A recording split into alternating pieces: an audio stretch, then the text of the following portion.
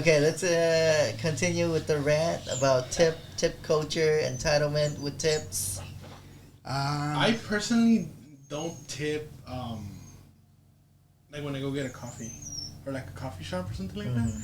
I'm like, they're not really providing an extra service out of their like job description, and I feel like that's a job where they are getting paid hourly. You know, it's not like waiters where they get paid less for their stuff.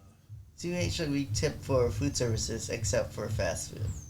I feel like nowadays, fast food workers are put in a more stressful situation than like restaurant people. Yeah. And I'm like, why aren't they being tipped sometimes? Yeah. See, I mean, like for In-N-Out, always nice, always good, never tipped.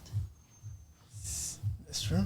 But they hella get paid pretty well though. Yeah, that is true. Yeah. I was thinking more of a Jack in the Box, a McDonald's, like more of those that are like in the neighborhoods, worked by people like from the neighborhood. Oh yeah. Oh, okay. No, I get what you mean. Yeah. Like Jack in the Box in our neighborhood is pretty bad. They get shit all the time. Yeah. So it's crazy to me how packed it gets sometimes. Yeah. Oh damn, dude! It's like if it's In-N-Out or what? Been making America obese for the past 100 years. See? I don't know how long it's been, but yeah, that's true. But I don't know, man. Like I get why tips exist, right? But I mean, it shouldn't be to the point where it's required because you can't afford to pay your employees. Mm-hmm. So I don't know. I agree. You should give them like a fair wage, right? And tip is something that people will still gonna tip, but you should give them a fair wage so that people don't go into the job expecting like, oh yeah, I'm gonna get paid through tips. Because like I know there are certain my friend worked in the restaurant business and like the high end one, they get dough at night, bro. Like in tips, like a few $100. Yeah, and even then, some restaurants get pissed off if you don't tip enough. Yeah. And it's like, bruh. So it's interesting. So, yeah, I don't like the mandatory gratuity thingy. Yeah, 18% for party of 6 or more. Oh, that, yeah, when it's a big party? Yeah, it's like it's forced upon you. It's like, what the hell? You know? Bigger party, we spend a lot more. So, more than make up for the service. That reminds me of like those, I don't know if they're skits or if they're real life, where people go, hey man, I'd like to buy everything that you have. So like, well, I can't tell you everything, then I'm not gonna have anything to sell. Have you seen those? Yeah. That's what kind of reminds me of that, where it's all like, hey, like if we seat all of you, we're not gonna have no more seats for other people. Like, how does that make sense? Yeah, I mean, I don't know, but I feel tip should be something that you feel like, okay, like this person went above and beyond to take care of us. Or it's just like the service. You go to the restaurant, they service you, and you're like, I had a good time, and then like here's a tip, like for making my experience a good experience. Exactly, like maybe not just the service, but the environment around how much good time you're having. Yeah, I think only America is where the tip culture is so insane because everywhere else, it's some other countries don't accept tips at all. It's foreign to them to be tipped. Yeah, I know for sure. Like in Vietnam, like when you tip people, they kind of initially refuse it. Like you have to insist on giving them money to them before they even take it. Yeah. But do they want to take it, or they're just like, no, it's okay? Yeah, it's no, it's okay kind of thing.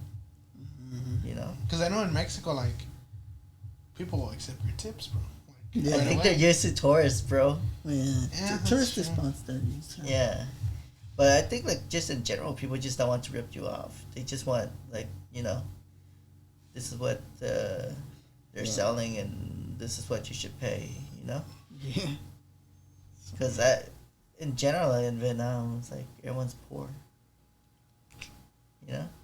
But like if you're a tourist and you give tip, I'm pretty sure they just know. But in general, they know everyone's like. Yeah. No, man. Interesting. Have your parents do they tip heavy when they go back to Vietnam or not? Or do you know how that?